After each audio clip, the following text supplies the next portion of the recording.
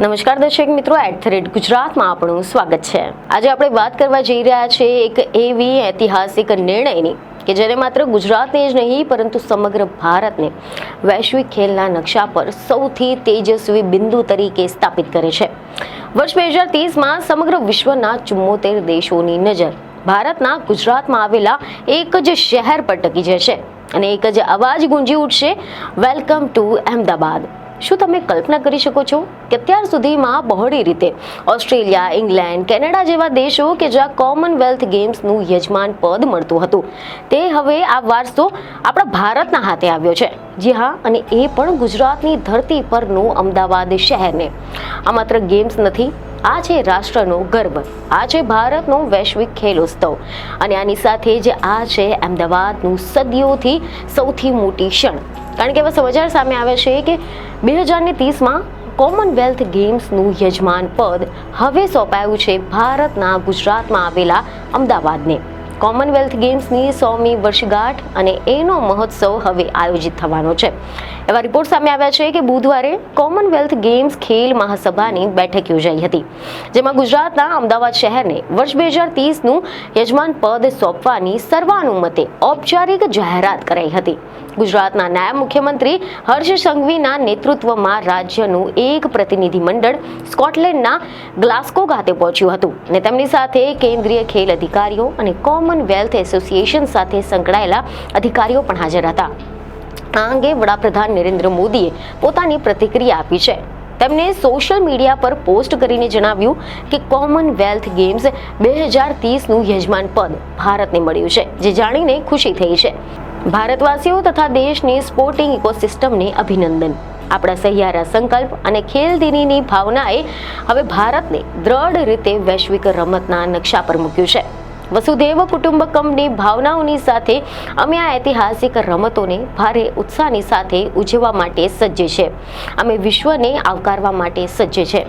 છેલ્લા કેટલાય સમયથી અમદાવાદમાં ખેલ માળખાને વિકસાવવામાં આવી રહ્યું છે। એક્વાટિક્સના સેન્ટર તેમજ ફૂટબોલ સ્ટેડિયમ અને 2 જેટલા ઇન્ડોર સ્પોર્ટ્સ એરિયા માટે તૈયારી શરૂ થઈ ગઈ છે। ભારત સરકાર, ગુજરાત સરકાર તથા ભારતના કોમનવેલ્થ એસોસિએશને સાથે મળીને યજમાન પદ માટે પ્રસ્તાવ મૂક્યો હતો, જેના કેન્દ્રમાં કોમનવેલ્થ રમત ગેમ્સ રિસેટની સાથે કિફાયતી, સર્વસમાવેશ અને ટકાઉ તેમજ વારસા પર કેન્દ્રિત છે।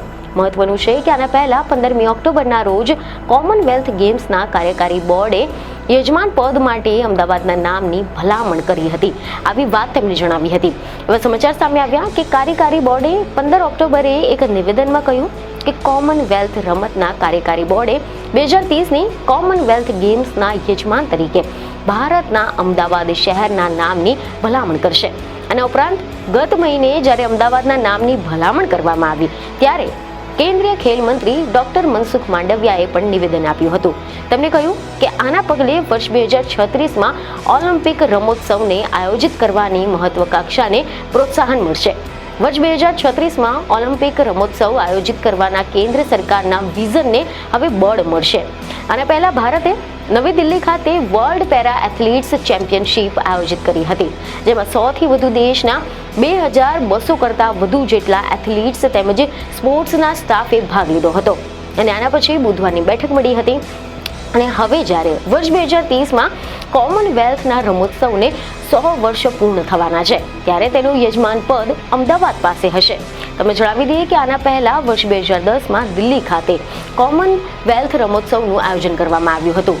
આના પહેલા આવતા વર્ષે ગ્લાસ્ગો ખાતે જ ખેલ મહાકુંભ યોજાશે। જોકે વર્ષ 2030 માટે નાઇજીરિયાનું અબુજા શહેર પણ આની સ્પર્ધામાં હતું, પરંતુ કોમનવેલ્થના નિર્ણયોએ જ્યારે વર્ષ 2024માં ઓસ્ટ્રેલિયાના વિક્ટોરિયા રાજ્યે કોમનવેલ્થના આયોજનમાંથી હાથ પાછા ખેંચી લીધા હતા। એના પછી સ્કોટલેન્ડનું ગ્લાસ્ગો શહેર વર્ષ 2026નો ખેલ મહોત્સવ આયોજિત કરવા આગળ આવ્યું હતું। એવા અહેવાલો સામે આવ્યા છે કે ગ્લાસ્ગો ખાતેના રમોત્સવ દરમિયાન બેડમિન્ટન, હોકી અને કુસ્તી જેવી રમતોને હટાવી દેવામાં આવશે, જેનો ભારતે વિરોધ કર્યો હતો, કારણ કે તેનાથી ભારતની મેડલ જીતવાની ક્ષમતાને સીધી રીતે અસર થાય તેમ છે। હવે આપણે વાત કરીએ કે વર્ષ 2030માં કઈ કઈ રમતોનો સમાવેશ સમાવેશ થાય છે. તો ખબર એવી સામે આવી છે કે વર્ષ 2030માં લગભગ 15 થી 17 જેટલી રમતો યોજાશે. આના પહેલા વર્ષ 2022માં બર્મિંગહામ ખાતે યોજાયેલા રમતોત્સવમાં 19 જેટલી રમતોને સામેલ કરવામાં આવી હતી. ત્યારે દક્ષિણ આફ્રિકાનું ડર્બન પાછળ ખસી ગયું હતું. આના કારણે બર્મિંગહામે રમત મહોત્સવ યોજાયો હતો. Athletics, swimming, table tennis, bowls, weight lifting તથા તેના સમકક્ષ પેરા સપોર્ટ ઇવેન્ટ્સ ઉપરાંત આર્ટિસ્ટિક જિમ્નાસ્ટિક, નેટબોલ તથા બોક્સિંગનો પણ સમાવેશ કરવામાં આવ્યો હતો અને બાકીના કાર્યક્રમ ડિસેમ્બર મહિનાની શરૂઆતમાં નક્કી થઈ જશે.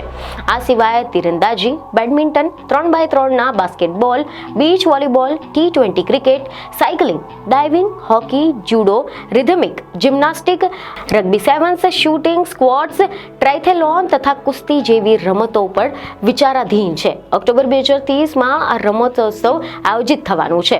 ત્યારે આ ઇવેન્ટ માટે અમદાવાદ બે નવી કે પછી પરંપરાગત રમતોના નામ સૂચવી શકે છે. એટલે કે ગુજરાતને બે નવી અથવા તો પરંપરાગત રમતો સૂચવવાનો મોકો મળશે અને એ પણ કોમનવેલ્થ ગેમ્સના 100 વર્ષ પૂર્ણ થતાના વર્ષે. કેવી સરસ ટાઈમિંગ કહેવાય. હવે આપણે વાત કરીએ કોમનવેલ્થ ગેમ્સ અને ભારતના ગૌરવશાળી સફરની. તો સૌપ્રથમ તમને જણાવી દઈએ કે આ કોમનવેલ્થના 74 જેટલા દેશો અને વિસ્તારો આ રમતોત્સવમાં ભાગ લેશે. બીજા વિશ્વયુદ્ધને બાદ કરતા આ રમત મહોત્સવનું સાતત્યપૂર્ણ રીતે આયોજિત થયું છે અને સંખ્યાની દ્રષ્ટિએ કોમનવેલ્થ દેશોમાં ભારત સૌથી વધુ વસ્તી ધરાવે છે. તેની ગણના ઓલિમ્પિક, એશિયન ગેમ્સની સૌથી મોટી સ્પોર્ટ્સ ઇવેન્ટ તરીકે થાય છે. તે હ્યુમનિટી, ઇક્વાલિટી તથા ડેસ્ટિનીના સિદ્ધાંત પર આધારિત છે. વર્ષ 2030માં શરૂ થયેલી આ રમતોનું ભારત સાથેનો નાતો જીવન તરંગ જેટલો જ જૂનો છે. ભારતે પહેલીવાર ભાગ લીધો હતો 1934માં.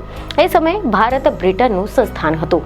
તે સમયે આ ખેલ આયોજિત બ્રિટિશ એમ્પાયર ગેમ્સ તરીકે ઓળખાતું હતું અને એ આયોજનમાં ભારતના 6 એથ્લીટ્સે 10 રમતોમાં ભાગ લીધો હતો. કોમનવેલ્થમાં ભારતને પ્રથમ પદક એ રાશિદ અનવરે અપાવ્યું હતું. તેમણે 74 કિલોગ્રામની શ્રેણીમાં ફ્રી સ્ટાઇલ રેસલિંગમાં કાંસ્ય પદક જીત્યું હતું.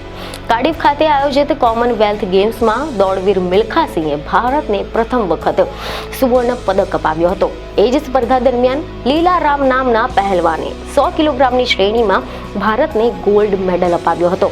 જ્યારે રાઘવન ચંદ્રશેખરને ભારતને 3 ગોલ્ડ વર્ષ 1990માં અપાવ્યા હતા. તેના પછી 1997માં વિક્ટોરિયા ખાતે તેમને 3 સિલ્વર જીત્યા.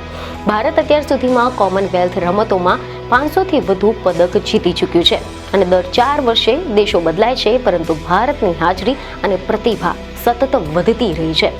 2030માં માત્ર ખેલોત્સવ નહીં પરંતુ ભારતનો વૈશ્વિક ઉત્સવ હશે. ઓક્ટોબર 2030માં જ્યારે આખું વિશ્વ અમદાવાદમાં ઉતરશે ત્યારે સ્ટેડિયમોમાં ભારત માતા કી જયના નાદથી ગુંજી ઉઠશે. ત્યારે આ માત્ર ગેમ્સ નહીં રહે, આ બનશે ભારતનો ઉજાસ, ગુજરાતનો ગૌરવ અને સ્પોર્ટિંગ હિસ્ટ્રીનો સુવર્ણ અધ્યાય. તો આશા છે કે આ માહિતી તમને મહત્વની લાગી હશે, જેથી અમારા વિડીયોને લાઇક અને શેર જરૂરથી કરજો. બીજને ખબરો સાથે ફરી મળીશું. ધન્યવાદ.